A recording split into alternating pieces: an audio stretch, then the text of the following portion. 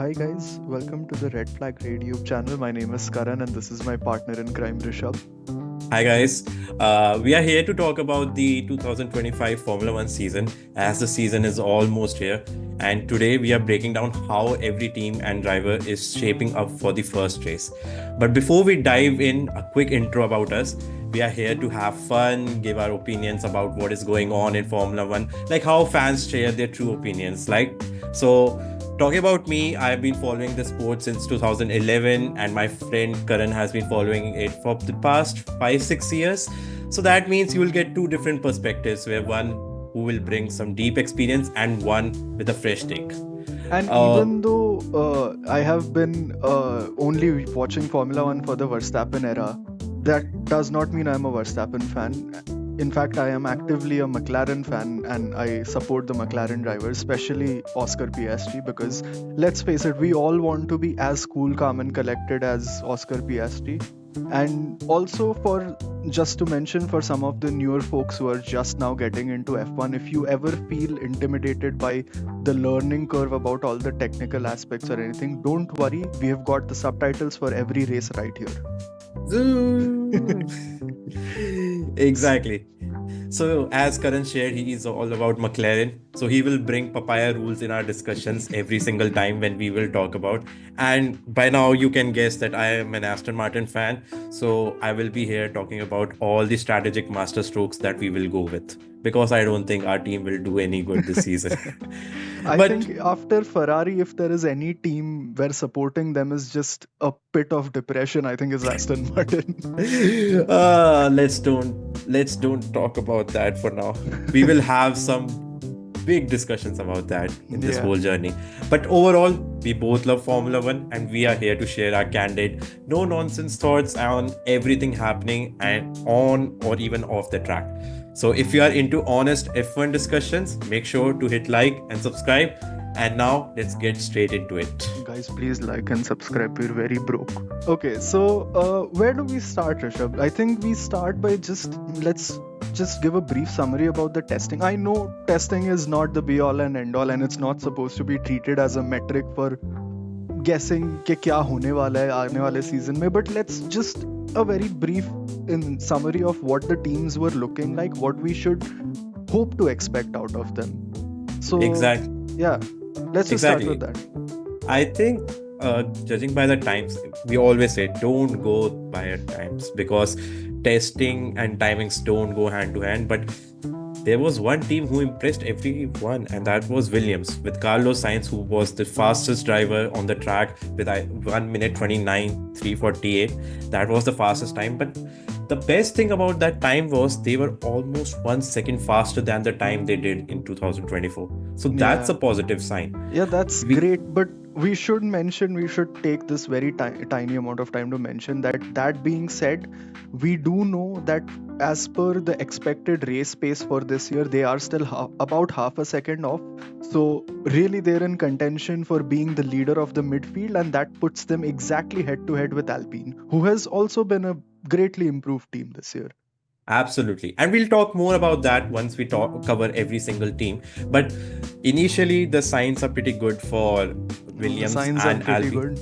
Yeah, you see what I did there? Yeah, So, yeah, so that's about Williams and Alpine, two of the most improved teams. I'm sure we want to talk about the burning top four teams right now. So let's just start with Red Bull. What are right. they like? Have they improved? Have they not improved? Is absence of Newey going to affect them? See, it's too soon to say that, but judging by the initial impressions, I think they are not the fastest team. Like, even though at the end of 2024, we saw that they were maybe like third or fourth fastest teams in some races, and I feel that's the sign which we are getting right now. They are not the fastest team, or I should say, they are not the team that everyone will be chasing initially. Maybe after time and with the upgrades in future, they will be that team to beat, because they have that power. We have seen from years the dominance they bring. So but I feel this will be the year where Max Verstappen have to work really hard to defend that title, But whether he can. yeah, that's just it, right? We saw that last year as well, in fact, that he did not have the fastest car. And I'm sure we have a lot of Verstappen fans. I'm sure we have a lot of Verstappen haters as well. But credit is where credit is due. He dragged the line, he dragged the car to the line and got the Abs- championship when his car was not supposed to do that. So you have to give Absolutely. credit to the driver there. Absolutely. And a clear example we saw was from Sergio Perez. He was nowhere in top eight, even when all drivers were, the top four teams finishing the race. Perez was not even in top eight. He was struggling a lot. Now, it could mean that there will be some driver preferences as well when you're driving, but the clear indicator was that they were not the fastest team or not even second. Yeah, They were in good races third or in fourth fastest team. that's But right. but whether we will see the same scenario in 2025 as well, I don't know. And no one is talking about Liam Lawson because if Max Verstappen wants to defend this title, he will need that support from Liam Lawson, where he can block other drivers in some cases, where he can just defend and be that rear gunner for them. But are we seeing Liam Lawson as a rear gunner right now? That's just it, right? And this directly takes us to the conversation about McLaren, because we've seen recently in media and interviews as well that Oscar has said he wants to fight this year. He no Right, longer wants to be the wingman to Lando Norris. And we right. know both of them are equally capable of winning races. They've showed that time and time again. You Absolutely. can And argue that Oscar's quali pace is not that good, but he does have racecraft. He was, I think, the fourth time in history, was it, that a driver completed all laps in a season? right, right. And he's just signed a contract extension that gives him the boost that he needs. Obviously, financially, he's getting that boost, but mentally also, he will get that boost. And the best race he will get is the Australian Grand Prix to start with. Home vibes, there's that Australian curse that we can talk about, but I think he will be fully motivated to show that I am that driver who wants to win this championship. Yeah, and later on in the video, this will factor into our grid predictions and race predictions as well, whether he succumbs to the Aussie curse or not, or whether he succumbs to his own qualifying perils. But we'll save that for the race predictions and the grid predictions. So, Tandon, do you really think that McLaren has a shot at the championship? And I'm not talking about just constructors. Do you think one of the drivers wins this year? Oh, see, everyone is going with that same thought. Can McLaren win? And not only Constructors' Championship, but whether one of their drivers can win Drivers' Championship. Judging by the potential and their car, yes, they are the favorites at the moment. And because it's a very long season, it's tough to say whether they will win. But at the moment, I feel one of the drivers can win the championship. Now, it all depends on how their first five races go. And we saw in 2024, first five races can shape up the whole season. Now, that doesn't happen in every season, but I feel those first five races can set the mood for both the drivers, because let's suppose Piastri is the one who is leading the championship and Lando got some bad luck with DNF, some issue with the car, and he's nowhere, like he's 50 points behind, then that 50-point gap will haunt him to a next level. And I feel that start is something that will matter to both drivers. But to answer your question, I still think McLaren, one of the drivers, will be the 2025 champion. If I have to put my money, I think this is the Lando's year. He has seen everything in 2024, and in some way in 2023 with how the car was performing at the final stage, and in 2024 we saw his first win. But in 2025, whether we will see his first championship winning car, I think he will win this year. But it's too soon to say. So don't quote on me at the end of the season that you said that Lando Norris will win. But if he can get good starts, not only the good race starts, but the season start, then I think he will win the championship. But it also depends how McLaren will handle both egos, because I feel both drivers are the first driver now. It's not like Piastri is the second driver, Lando is the first driver. I feel both drivers are first drivers. So if Piastri gets the best start, he will have that momentum and he can win the championship. And similarly for Lando. But that's just about how the season is looking right now. So, okay, I think I agree with you up to some extent, but also not up to some extent. And it's a loaded question to predict whether one of the drivers from a favorite car is going to win the championship. It's a very loaded and very speculative question for now. But okay, fine. Let's do that. Let's speculate. I think since Lando has seen and sort of lived with the development of the car since it was a back marker, since it became a midfield challenger, all the way up to now where it's the car to beat. What I think is that that's given him enough tenacity that even if the first 5 races don't go his way, I think he's going to maintain his mental. I think it comes down to the mental. Personally, for me, maybe Mercedes ekes out a couple of wins. Maybe Red Bull ekes out a couple of wins. Maybe McLaren doesn't win the first 4 or 5 races. But as individual drivers, Oscar is very level-headed. That, as Crofty once said, that's a very old head on young shoulders. But so that really favors his mental. And I think he can live through that. And Lando has lived through several years of McLaren being, for the lack of a better word, a shitbox. So I think both these drivers have the tenacity to outlive not winning the first few races. And therefore, it might just come down to driver mental, because we all know how talented Max is, but he can be very hot-headed.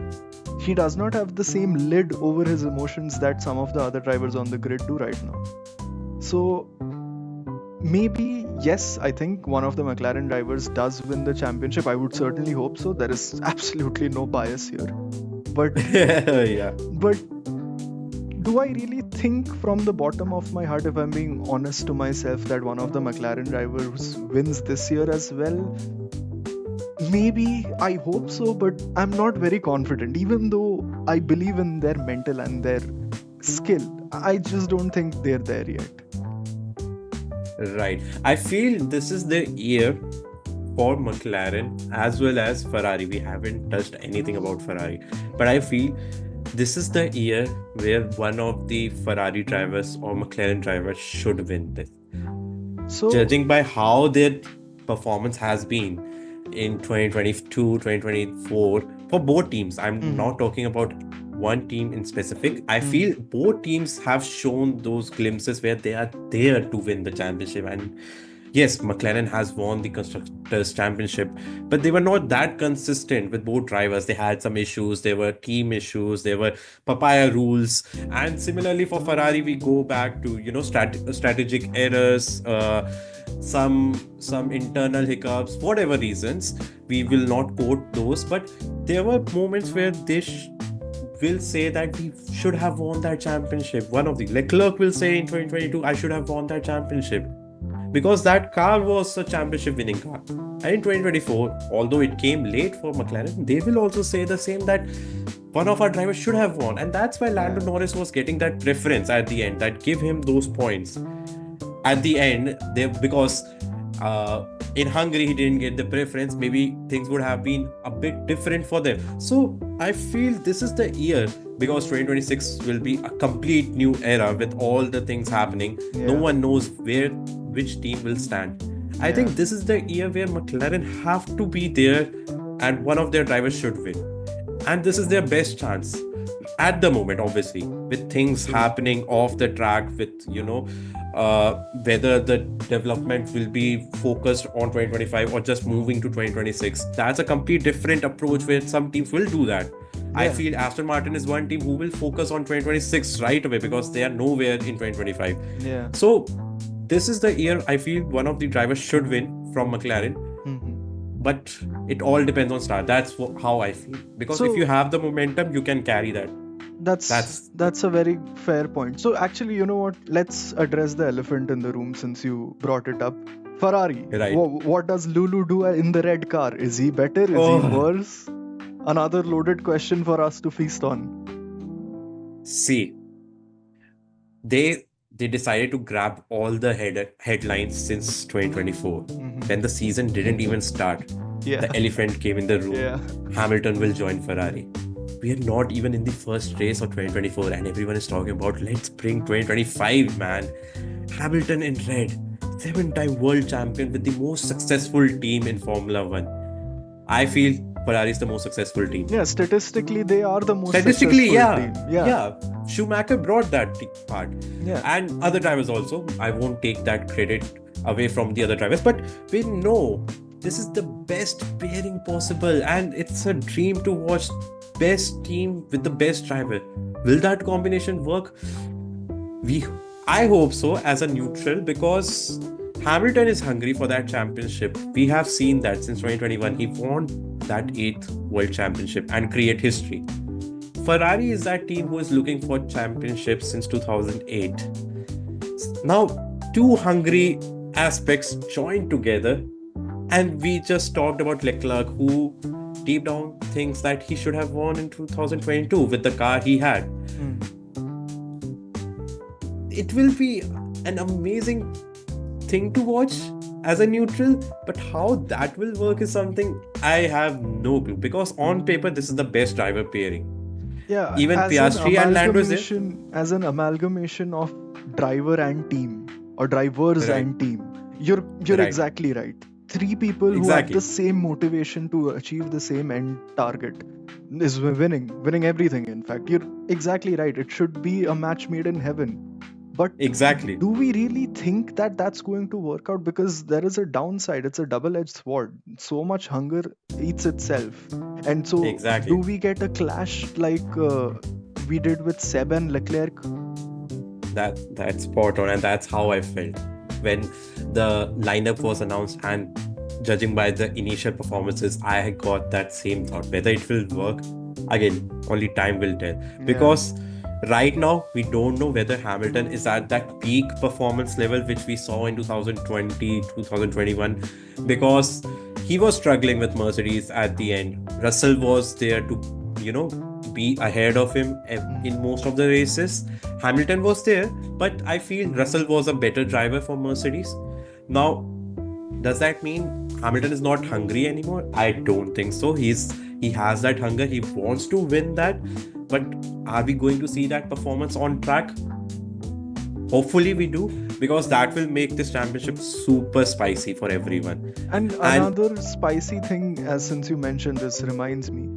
The thing you must consider when you're talking about, for all of us fans, whenever we're talking about who does better at Ferrari or who wins the championship at Ferrari, you have to realize Leclerc has been the poster boy for Ferrari for years now. Lewis is Lewis. No one can match up to his greatness on this current grid. That's true. But you also cannot discount or discredit the fact that Ferrari has invested millions in Charles' career. They want him to be the poster boy for Ferrari. Yeah, and that's why he's with Hamilton right now. We saw even before the news came out, Sainz will be leaving, and everyone knew that Leclerc will always get that preference, because initially it was announced that Hamilton will join, but there was no information who will be his teammate, and then it was announced that Sainz will leave. So we have seen that Leclerc is their boy, and now you have someone who always grabs the headlines with his, on and off track for good moments, and he will be there that, hey, I'm here for that bragging rights. But Leclerc won't be that person who will say, fine, take that championship away from me. I'm here to wait. He has that hunger in him. Exactly. Both drivers have that hunger. And it will be very interesting for Fred Vasseur to manage both of the drivers, because he has managed Hamilton in Formula 2, I believe. We have seen how Fred Vasseur talks with Leclerc. So there's that chemistry that we can see even now off the track, but how he will handle both drivers will be something very exciting to watch. And I hope it's not another case of Vettel and Leclerc thing, which became a bit toxic by the end of 2020, I feel. But this is the pairing I feel everyone is excited to watch. And everyone, I mean, not even Formula 1 fans, but just fans or just people who follow social media. So, actually, this is perfect for us to segue into our next big elephant in the room, or slightly smaller silver elephant in the room. Do we think that Mercedes is going to do well with their driver lineup? Because on paper they are the third team to have a poster boy and a legacy driver, and they are just as much of a topic of conversation for clashing egos. And we have seen that Antonelli is that generational talent. He has been talked about for an immense number of time, and credit where credit is due, he does look like a 2015 Max Verstappen equivalent, where he's pulled out of from a younger series and he's thrust into an F1 car, but he looks like he can deliver. But do we think he can take the fight to Russell, given that Russell has more experience with the feel of the car, or do we believe in Antonelli's inherent ability to attack corners and inherent feel of the car to outplay Russell? And honestly, in this situation, I definitely think Antonelli does take the fight to Russell, because no matter how much experience Russell has, and so has so have Max's teammates have had in the previous years, but it's just that something about that maniac driving skill, that psychopathy in a driver, that just really sets them a class apart. And I do believe Antonelli is that once a decade talent that is just cracked enough and just talented enough to be a championship contender in the future. Right, absolutely. I think you have summed up this part perfectly. If I have to add something, I feel initially Kimi Antonelli's goal will be to have some clean races. I don't think anyone is expecting him to be fighting for the wins, even if Mercedes is that team who will be with McLaren at the top, because we saw the glimpses of how good Mercedes car was in Bahrain. But there are unknowns with the car, because in Bahrain there were low temperatures, and we have seen since 2024 and even 2023 for the matter, the car feels good on low temperatures, but they struggle when it comes to high temperatures, and we got no glimpse of that. So Mercedes will be there fighting with McLaren. It's something a bit of unknown. I think we will get that answer probably by the end of qualifying. But if that car is there and is consistent, I think initially Toto will prefer to have Kimi Antonelli as the rear gunner for George Russell. But like how you summed up Kimi Antonelli, I don't think he will accept that role. He will be, I am that generational talent.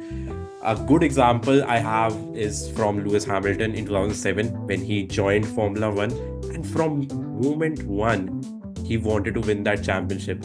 Fernando Alonso was his teammate, and both had clashes, and we know how things were at the end of the season for them, where Fernando Alonso was like, I'm leaving this team, let Hamilton be there with the McLaren. But I don't think the situation will be pretty much same.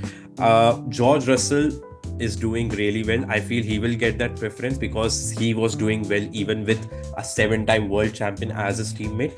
But Kimi Antonelli won't back out. I feel he will show that I'm here for that every single point. He will push to crazy limits, but he needs to understand that this is his first year. He can't go all-out attack straight away and cost team some huge points, which I think initially they can get. And they can set the tone for the whole season, where they may be, second best or third best. And on some days, even the best car on the grid. There will be moments, I feel. But if I feel Antonelli will get his moments to show that, yes, he can lead this team in future whenever that time comes. But I feel he needs to have some clean races, because when we saw his first FP1 in Monza, we saw there was a moment which brought those questions whether Kimi Antonelli is ready for Formula 1. So he needs to be calm. I feel he's excited to be part of this journey where he will get that first race. And every rookie feels that Kimi Antonelli is the driver who will have the best among them, because because other drivers have different teams, and whether those teams can fight for those big wins, no one knows. But Kimi Antonelli is in the best possible scenario car, and he can get those wins. But I feel if he gets the start where he's calm, get those confidence boosters with his performances, where he's there, he doesn't need to provide extraordinary performances straight away. But if he's there with Russell, I think that will set up the mood for the whole season, and he will get that confidence that I can fight not only with Russell but even with Max Verstappen and McLaren's. And because he is that generational talent, and we know that. So now, speaking of generational talent, Lance Stroll. How does Aston Martin accommodate him now that Newey is a part of the team? How does Alonso deal with this? And do they even focus on developing the 2025 car anymore? Or should we just keep Newey exclusively for the 2026 car? And I think you might even agree with me on this, but I think that is the smart thing to do. Let Newey study all the races from 2025 and let him have an absolute canvas to blank canvas to paint on for the 2026 car, because that's when the chips are really down. There is no point in wasting his talents on a car that is basically a kind of an upgrade of last year's car, and that car has been steadily dropping off since the past 2 years. So I think personally you introduce your upgrade packages as and when scheduled, because for those of you who don't know, the upgrade packages are planned well before the season even starts. We might think that they are bringing upgrades based on race performance, but the upgrade timeline has been decided for each team before the season even starts. So the 2025 car for Aston Martin is what it is. There is nothing more to reinvent the wheel here. But then, that being said, that is an opportunity in disguise for Newey to get a feel for what the car is doing under what situations, and then apply his massive genius to work on the 2026 car, which I think that's what we want to see. As fans of the motorsport, beyond anything else, we have our favorites, but as fans of the motorsport, we want to see more teams fighting. And for a more unbiased opinion, Tandon, what do you have to say about Aston Martin? Right. I think Adrian Newey will get some headaches, judging by how the performance went in 2025 testing. Whether they are sandbagging, I don't think so. I feel that's the reality right now. If they are sandbagging, it's not optional for them. They've just brought the car with the sandbags. Exactly. I feel that's our true pace. I don't even think we are in top 5 at the moment. Some pundits I asked quoting Aston Martin as 9th or even 8th at the moment, which is rough. But from where we were in 2023, where we were fighting with Max Verstappen, to where we are now, I think that's the harsh reality. Look, I feel we just can't lose our grip from this year straight away.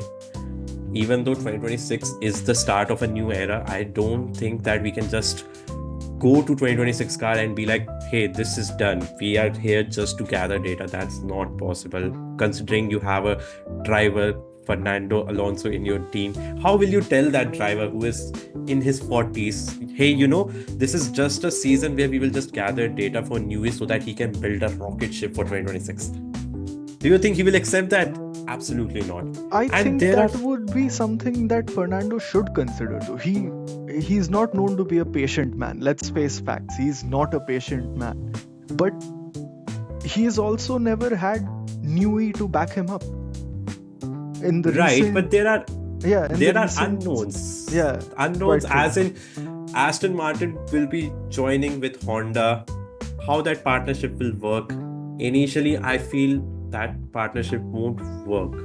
That's my prediction initially, because we have seen how Honda takes time when they were with McLaren. And the funny side, once again, McLaren, Fernando, Honda. That was the time we saw how let's not talk about that, but we know how. But yeah, history repeats itself, perhaps. Maybe we see another debacle, maybe we see another very good performance GP2 from a team with an Honda. I was about to say that. Maybe we see another GP2 engine, maybe we see another Fernando win. His 33rd win, race win, his 3rd championship. Honestly, we'd love to see that. We'd love to see the only real rookie on the grid to finally get another race win and championship win. I see what you did there. Yeah, I think that's the goal, but I feel they can't give up on 2025 straight away. They have to bring some upgrades because let's take the example of your favorite team, McLaren. There were days when they were fighting at the rear. They Hmm. brought some amazing upgrades, and team is now fighting at the top level. Now, I'm not saying Aston Martin will do that. We are that team who bring those upgrades and takes us back to the grid. So bringing bringing new upgrades that will take us forward is something new for me as well. Hmm. Newy, Yeah. hopefully that Yeah. happens. But they can't give up on 2025 straight away. I feel they have to try until you know the mid-season break comes. They have to give some. They have to try something straight away. Like this is not working. They will gather data for sure. And the testing was not smooth at all. And I feel Lawrence Stroll won't be happy with that because there was a 5-year vision that by the end of 5 years they want to fight for championships. Now we saw a glimpse in 2023, but I don't think this eighth or ninth will be acceptable to Lawrence Stroll as well as Fernando Alonso, and that's the reason why they have to fight. They need to bring some upgrades so that even if 2026 is a revolutionary year for every single team, there Hmm. are many unknowns with that team, with their factories getting upgrades, and they will have their own wind tunnel to work with. There are too many unknowns. They are starting a new era. Whether it will work is something maybe the next 5 years will help them to be where they want to be.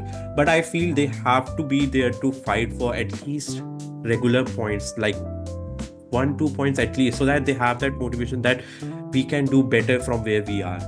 Otherwise they won't be motivated, and Alonso will, instead of working together, I feel Alonso will sabotage that car in a way.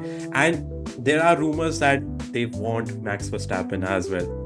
So they need to perform to show that, hey, we have that car, we have that team, we have all the members, we have all the ingredients to fight for championship in future years. If they are fighting for 15th or 16th position in the race, I don't think Max Verstappen will be like, I should go there. That's my Okay. opinion. So you mentioned Verstappen. Now that we are talking about Verstappen, let's talk about whether he gets his fifth year this year or not. And the first thing that I really want to talk about is he has the skill. We know that even in a non-championship winning car, he can win a championship. So we can never discount that factor of him just having sheer talent. But at the same time, what really makes a difference this year for me is that he also is going to have some teething issues with Liam Lawson. And now we will get into Liam Lawson as well in a bit. But what I'm trying to say is that sure, he's a front runner if he has a good car and he does not need to rely on a teammate. But this year, he does not have that. He's going to need backup. And therefore, if the rest of the drivers can chew and spit out Lawson during a race within the first 20 laps, then he loses that backup, and therefore I think he loses the races as well. He does get swallowed by the competition if Lawson cracks. So I think a lot of whether or not Verstappen gets his fifth this year is dependent on Lawson, which is reminiscent of the 2021 season where when Perez was actually a good driver. And that sounds very harsh, but those are the facts. The numbers speak for themselves. So I have always believed that a huge reason why Verstappen even came close to being in a position for victory was because Checo was able to back him up to that extent. Specifically, to take a very specific call out, it was the Turkish Grand Prix. It was a wet race when Lewis himself admitted on radio that this guy is defending in almost a dangerous way. And it was that kind of psychotic defense from Sergio Perez that allowed Max to have that chance. And even in the Abu Dhabi Grand Prix, the very last race, Checo defended for long enough for the gap to close for Verstappen to catch up eventually. So I think we get a much more watered down version of that this year. It is not going to be that intense, I don't think. But if he does win the championship this year, I do believe it's because Liam has done his job. It's not just up to Max this year because he simply does not have the car to start the race and then have a 30-20 second gap till the next driver and have a lonely race. Absolutely. I feel this year will be an interesting one for Red Bull. I don't think Verstappen will have that chance initially to fight for that even race victories. I think if you saw the latest race interviews, Verstappen thinks that they are nowhere close to the top team, and I think this is after so long. That vibe is there. We saw it in 2024 at the end also, but I feel Red Bull for the first time will start at the back foot after many years. I think last that happened was in 2022. So Red Bull will be at back foot, but I think that's where Liam Lawson will play a key role, because I think there are expectations which are not at that level that they are fighting for Constructors' Championship at the moment. So there is that small period of time where they can just settle down, let Liam Lawson do his thing, because Liam Lawson is a good driver. We have seen how he performed, especially in Zandvoort when he stepped up for Ricardo and he got points in his first race. Whether he will do that for Red Bull is something we can't say straight away. I feel he will be there. He will be there for that support. And whether Verstappen can win fifth title, I think, judging by the initial performance, I think it will take some huge effort, because even though if driver is at that level where he can perform day in, day out, I feel 60% at least, 60% of car support is needed to win that championship, and 40% is on driver's capability. Yes, Verstappen is the best driver among other 19 drivers, but if the car is nowhere in his zone, then I don't think Verstappen can do that much. What he can do is go with that damage limitation approach, where he gets those maybe 10 points, 15 points, wherever he can get those points. And if there's that upgrade which brings Red Bull back in that championship winning fight, then he can go in that all-out attack approach, like how we saw in the 2024, but the complete opposite side, where they start at the back foot and they just go all-out attack. And I feel by that time, Liam Lawson will be more confident in this car. He will get the understanding of how this machine will work for him and get the best out of it. So that's the situation he is. I feel Sergio Perez lost it completely in 2024 because the expectations were too high, but he never found that sweet spot with that car for some reason.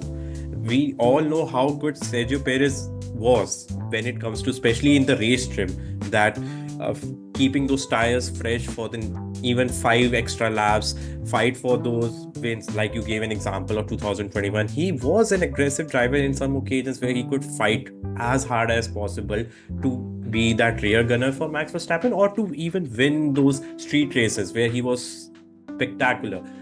But I feel this year, initially, Red Bull needs to find where they are. At present, even they don't think they will be fighting for the wins at the moment. But if with the upgrades and they continue to understand that car, I think Liam Lawson will be there with Max Verstappen, and also to create an impression that I'm not here just for someone. I think that's the scenario we are bringing for every rookie driver, that they're not here just for the numbers. That's right. They need to create that impression, but they are here to be there for the long time. They are the future generation. That's just the fact. Exactly. How many of these 20 drivers are you going to see in the next 3 years? The rookies, all of them. But how many of the older generation are you going to see? I don't think we're going to have many.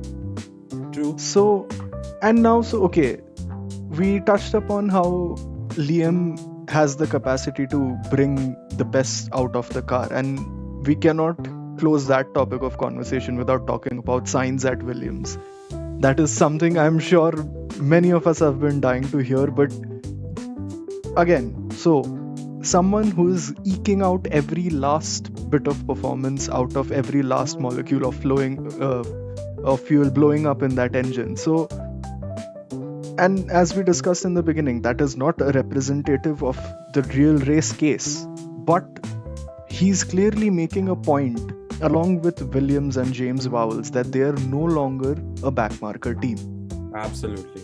The fact of the matter is that it just looks like they are there to fight at least in the midfield or even lead the midfield by being fifth.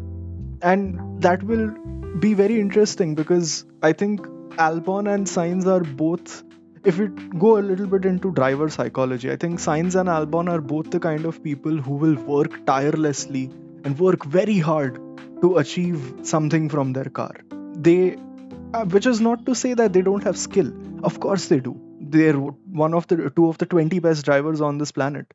But it just goes to show that when the car is not cooperative, drivers like Verstappen might bring it out of the car to win races and win battles with talent. Sainz and Albon will be those kind of drivers. When the car is not cooperating, they will work hard and they will fight the car for long enough, just long enough to get a decent points haul. And that's where I think they can be a leader of the midfield rather than just a contender of the midfield, because we know Pierre Gasly has the capacity to do good in an Alpine, but is Jack Doohan really going to match that? This is his rookie season in F1 as well. He cannot be expected to do the same job as some of the other rookie drivers in the top cars, and he cannot also be expected to bring in a decent points haul every race. But And that's where I think Williams has an advantage. Right. Sorry to cut you here, but I feel among all the rookie drivers, Jack Doohan is the one with the highest pressure at the moment. We can talk about that when we are covering Alpine. But talking about Williams, I feel there's something about Carlos Sainz when he joins any team. He's like a good charm for some reason. He's just got that magic with him. Yeah, he brings that smooth thing, if you know what I mean. See, judging by how their performance was in testing, I feel Williams was there as the fifth fastest team at least. That's what everyone is saying with their performance. And some people think there is more performance that can be unlocked from that car initially as well. So that's a very positive sign. That's a very positive sign for their team, especially when we see how Williams was performing previously. And that's the reason why I feel Albon will be at that back seat for the first time, because from past 2-3 years, Albon has been working with those drivers who didn't guarantee their seat for a long time. We have seen Latifi was there, but forever in our hearts. Yeah, always in our hearts. We saw Logan Sargent, who was removed. Never in our hearts. Exactly. And then Franco Colapinto, who brought some pressure to Albon. We saw, because he was there with Albon. If he was not matching Albon, he was on some occasions he was doing even better than Albon. So, but now you have Carlos Sainz, who is a race winner. And we saw how good he is when it comes to driving that Ferrari and being there. He's that one driver who can take those strategic gambles himself. Like, no, this is the thing we should do. I know you have all the data, all the telemetry, but I can see that on track. And that's the caliber Sainz has. And that is something will help Williams to take those bold decisions as well. If there's a case of heavy rain, I feel Sainz will be the first driver to react and be like, hey, let's take that risk. Let's go on. Maybe we have some big positions to gain by taking those risks. He has that knowledge, and that knowledge will help Williams to move forward. And right now, I feel they are the fifth fastest team at the moment, along with Alpine, and in some cases, maybe Haas is also there. But I feel this car has that potential to be in points regularly, initially, as we speak. So, if Sainz and Albon can work together, I feel they can, because they deep down know that they are not fighting for the championship. And realistically, they don't have to fight for the championship. They are just creating that. They are just trying to move forward. And they are doing that even from the day one. So I feel if they continue to work together, they will be in regular points. And if there's any hiccup between the top 4 teams, they can be fighting for that top 5 at least. And both drivers have that potential. We have seen that from past many years, whether Yeah, it's that's Albon in quite right. Williams, yeah, Yeah. whether Albon in Williams or Sainz for Ferrari as well. Yeah, and you're quite right about the fact that if any of the top four teams show any chink in their armor, 100% Williams is going to be there to grab that top 8 spot somewhere. Probably Absolutely. 7th or 8th, Right, realistically. right. But then none of the top teams can get comfortable with their performance either. Say, for example, okay, maybe it's not a performance issue either. Say, for example, there is just a racing incident, I should say, and one of the top 8 drivers do not finish the race. So we do expect to see Williams up there in the top 8 anytime they have the opportunity to make an impression on the top 8. Absolutely. That's the game. I feel they will be there. James Walls has been doing tremendous work for that team. And judging by the initial performance, I think they should be there. And they can be that one team to watch out for. Hmm. Even in 2026, for the matter, with there's that rumor that Mercedes engine is probably the best engine to have. I think that's one reason why Carlos Sainz decided to go for Williams.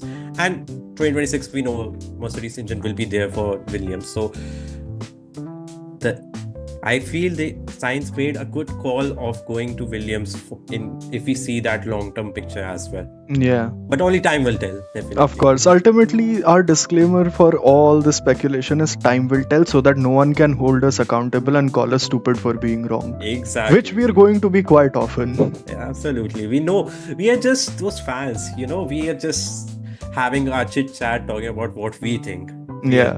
We can think like maybe Nicholas Latifi will join us and Oh, I probably wish. win the championship. Oh, I that's wish. the goal. Latifi for RedBull 2026. Yeah, absolutely. Calling it right now.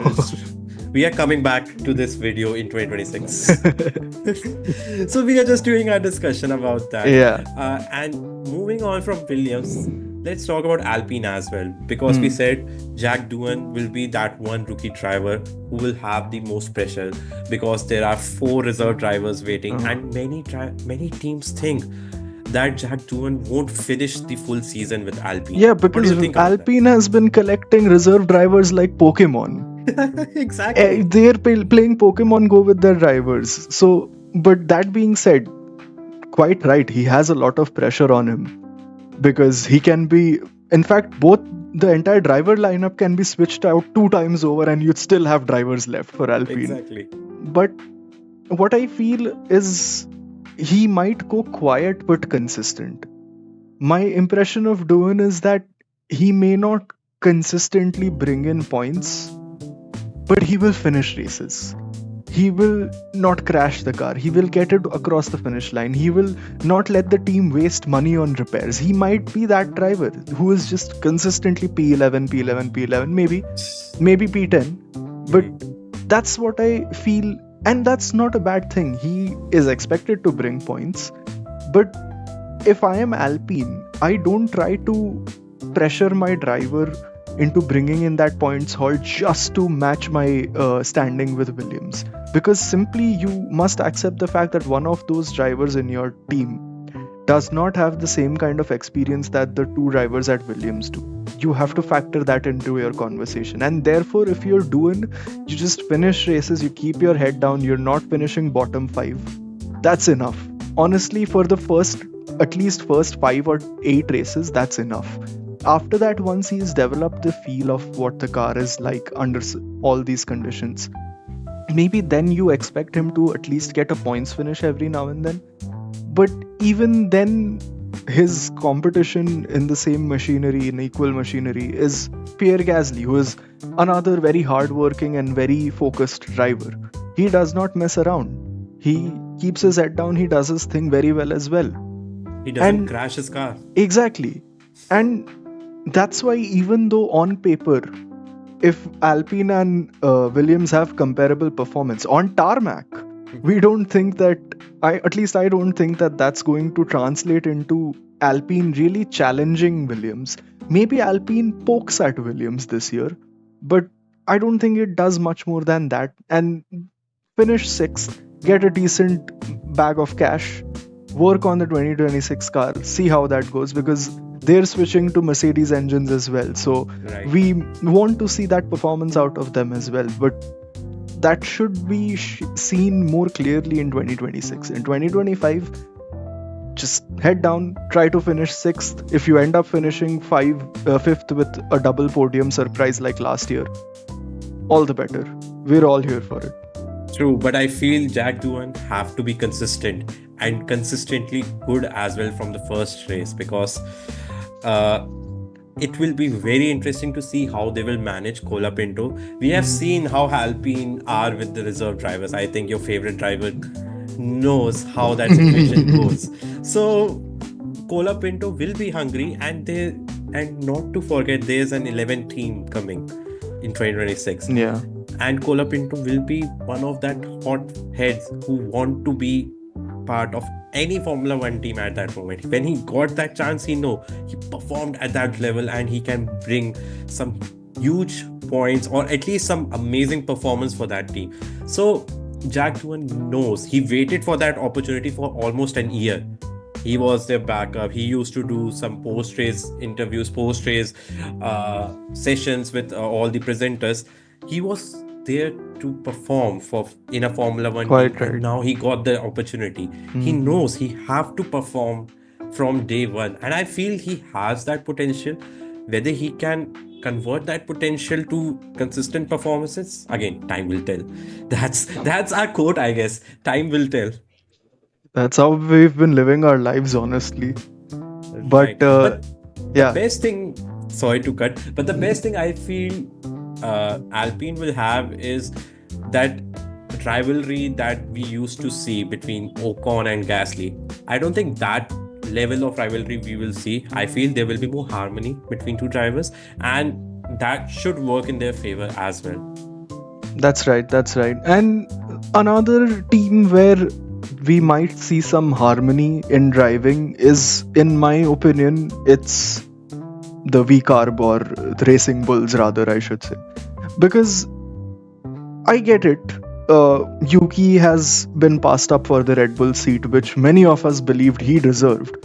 But Right. then, on paper, again, Lawson did outrace him on almost every occasion. So you cannot pass up on that talent. But yeah, coming back to Racing Bulls, I think Yuki is sticking around with that team is also a play for the future, where he foresees himself getting into one of the top teams, and he will be the main driver. True. I think Isaac Hajar just needs to keep his head down and learn for this season at least. Right. But I feel I don't see Yuki Tsunoda in Visa Cash Racing Bull for 2026. That's my prediction. I don't think he will continue for another year with that team. I feel he wanted to be in that Red Bull seat, which he didn't get.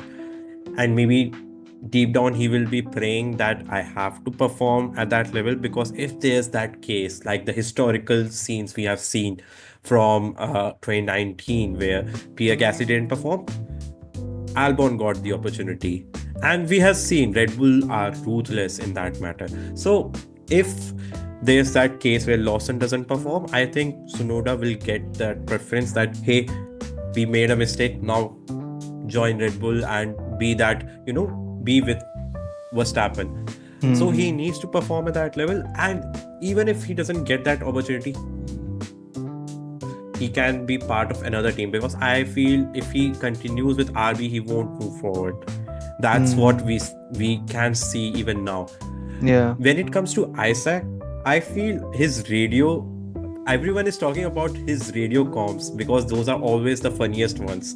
Even in F2, I heard some of it. It's like blatant truth what he feels, and he has no idea what's going on, and he's just share his opinion. I feel I'm looking forward to both radio sections from both the Tsunoda. Racing Bull drivers. Exactly. Yeah. It will be like a bull radio Yeah.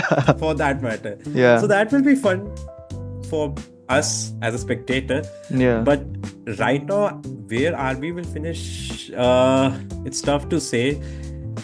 The only positive side I saw was they were consistent. Their livery looked good to my eyes. That's true. Best livery this year. Exactly. Best livery. That's our first prediction and something we can agree on. But I feel their goal will be to be close to Williams at least and fight for those points. I think that's how every team apart from the top four will be targeting at the moment. Because this grid is super close. That's Yeah. that's our impression right now, that there will be some races where RB will be there in top five, sometimes Williams, sometimes Alpine, sometimes Haas for the matter. So it's very tough to say which team can finish as the fifth or sixth. You just have to be lucky in some occasions and be there when someone decides to say we made a mistake. And I think, as a blanket statement, though, we can safely claim that the bottom three teams definitely this year, as depressing as it may sound, Racing Bulls, Stake, and Haas are going to be the bottom three. And we know for a fact that Stake might just have ownership over the 10th position as of now. Again, too early in the season, but that's just the way the cookie crumbles. It's just the way it looks. And so these cars, they might have developed, they might be competitive for the bottom half of the field, but again, it's just simply not something that they can look into this year for challenging Williams too often. The way these three teams can challenge Williams is if Williams messes up. And you cannot race hoping that your competitor messes up. You have to go under your own steam, right?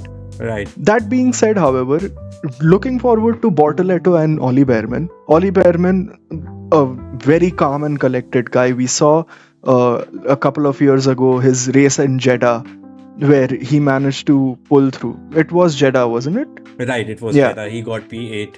Yeah, P8 or P7 he did, and that was his first race. It was an amazing show of performance from him as a very young driver. And similarly for Bortoletto, I think him being backed in some ways by Fernando Alonso does go to show that the old guard has faith in him. One of the old guard has faith in, and that's saying something. It's very good praise to have that kind of backing behind you. And so we think these drivers do have a bright future. But this year, for them, specifically for Bortoletto, I think what we want to see is a clean session of racing this year. We don't want to see him make mistakes. We want to see him finish races no matter what position it is, so that he can continue to drive in F1. We want to see him bring that talent out of him with better teams in the future. True, but I feel Bortolotto will expect more from him, because if you saw his interview with Right. basically I think Helmut Marko said that he's a B class rookie driver, which is a very bold statement to say to any rookie driver, I feel. And he was defensive in a way with his words that I won Formula 3 in my rookie season. I won Formula 2 in my rookie season. I know what I'm doing. And he also said that he wants to show from the first race that I'm not here just for the numbers. I can do whatever is needed from my side and be there in the long term. And he has that Brazilian blood. So we know, we haven't seen that from so long. So he will show that, he's not here just for the numbers. He will perform. And sad to say, but Stake is fighting for that last position only, I feel. But he wants to be in that team for the next year as well, because don't forget, this team will become Audi next year. Right. So it's like an audition for the next year as well. He wants to perform. This can be that big team. And who knows, with 2026, maybe Sebastian Vettel will join Audi. There are too many rumors. And working with Sebastian Vettel will be a dream come true for that matter. And if he continues to perform well, gives that out of the box results for Stake, I think he can show Helmut Marko that he's not B-class driver. And I feel he will have a good season. I saw his racing in Formula 2 where he came from last and won that race. And I saw him as Kush Mani's teammate. I always, as an Indian, I love Kush Mani, and it was very bitter truth to see that his teammate is in Formula 1 now, but he performed and he's there based on his performance only. So I feel he will be one of the rookie to watch out for. I think compared to Kimi Antonelli and Liam Lawson, I think he will be the third best rookie driver, I feel. Oh, that's a bold prediction. Exactly. I agree with you on Kimi and Lawson, mostly because they have that different psychologies, but they have that top team backing them up as well. But for me, the third best driver is probably Ollie Behrman, simply because he has that cool, calm, and collected personality that I really appreciate in a racing driver. Don't get me wrong, being psychotic has got its uses, but I feel cooler heads will prevail, as they say. So True. Ollie Behrman might just be, and probably is, that future talent for Ferrari that they're warming up right now, and he deserves that spot in Ferrari in the future. He Right. has that panache for racing, he has that skill, he has that mental, and there is nothing you can say about him that doesn't make you like that guy. He's a very likable personality as well, which is a thing that teams do need. You can't always have someone who's a hothead. True. But that's the reason why I feel Bortolotto will be there, simply because at this stage they don't need consistency, they need that out of the box result. Even if in one race he gives that performance, because he has that potential. We have seen Gabriel, Behrman, Antonelli, Hijar, all four drivers fighting for that F2 championship. And there were moments where Hijar could have won that championship initially, but Bortolotto came back with all the amazing performances consistently for his team and won that championship.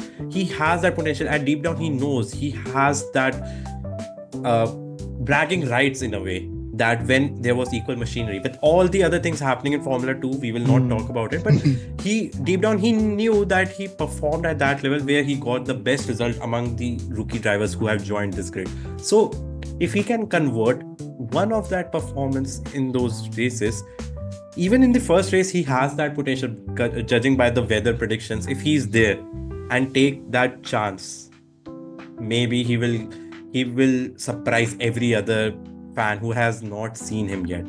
That's true. That's But the a car fair is not point. there. We know. Exactly. That's just it. Gabriel has that kind of instinct and talent in him, but does he have the car? Probably not. Probably not. That's where maybe Ollie has a bit of an advantage against him. Right. Maybe Gabriel will need some Hulk support for that matter. So that concludes our initial impressions of all the 10 teams and all the 20 drivers and what we feel like their season is going to look like in 2025. And definitely there is a lot of speculation here, which goes without saying that this might not come to be the reality of the grid at the end of the season. But from what we understand and what we have seen so far, this is the best impression that we can create for all of these 20 drivers and 10 teams. With that being said, let's move on to the most interesting part, which is our predictions for pole and podium positions. So go for it, Tandon. Okay. I think Lando Norris will be on pole for this race. That's my prediction. If I have to go for the podium, because we know the weather gods can spice up this race, I don't think Lando Norris will be on the podium. He will get the pole position, but I'm not 100% sure about his start. And that means I feel Max Verstappen will win the first race. That's my prediction. And with Max Verstappen, I feel is that a wild guess? But I feel George Russell, his favorite team, or I should say favorite mate, will join him on the podium. And I feel Lewis Hamilton will be there. So I feel that Australian curse will be there and McLaren will have a tough race. And that brings to that spicy prediction. I feel McLaren will struggle in this race. There will be something that goes off the grid, and I feel they won't finish in podium at least, which is something everyone is predicting right now. But I feel they won't have a straightforward first race, and I feel Albon will be in top 5. Those are some wild predictions, I know, but that's my prediction at the moment. So Lando for pole, Max to win the race, Russell second or third, I think Russell will be the second one, and and Hamilton will be Lewis on P3. claims the final spot on the podium.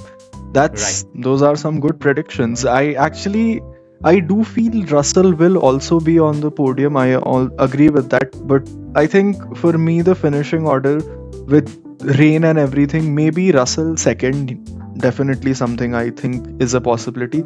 However, I think Oscar might claim the third spot on the podium because he does tend to have, again, like we mentioned earlier in the video, cooler heads will prevail. So I think he has that kind of calmness in him to drag it to the finish line and claim the third spot on the podium. And lastly, for the pole position and race winner, I feel like Russell takes pole as well, but does You not. think Russell will take the pole? Yeah, I think he just might be that person who takes pole.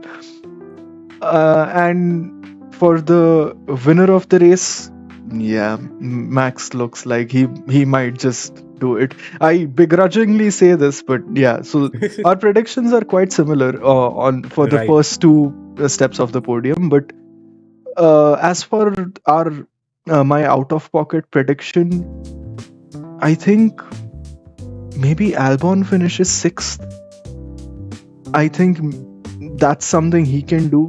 Sainz might be up there, but I think he might have teething issues with the Williams, no matter how good he is. Albon just has that feel of the cars for the past so many years, so I think he just ekes out that much, the top 2% of performance out of the car, and maybe brings the sixth place to himself. And maybe Kimi Antonelli DNF. Okay. As soon Like as the just an rain starts, I think when the rain starts, in the first 5 or 7 laps of the rain, if it lasts that long, I think Kimi DNFs. I think there will be chaos. No Of matter course, what we're happens, there looking will be forward to chaos. that. Rain and 6 rookies, it has to be mayhem. Exactly. So, ladies and gentlemen, that's our take on how the first race of the 2025 season might unfold. Some teams look ready to fight at the front, while others, well, they might as well start working on the 2026 car already, if you know what I mean. But now it's your turn. Let us know in the comments who do you think will surprise everyone in the opening race and who is in for a disaster. And if you enjoyed this breakdown, hit like, subscribe, and that bell icon because trust me, you don't want to miss what we have got coming. There will be more raw analysis, brutal honesty about what we feel, and of course, plenty of Aston Martin versus McLaren debates that may or may not end in chaos. So, see you in the next one, unless our predictions age like milk, in which case we were hacked. Goodbye for now. Bye, guys.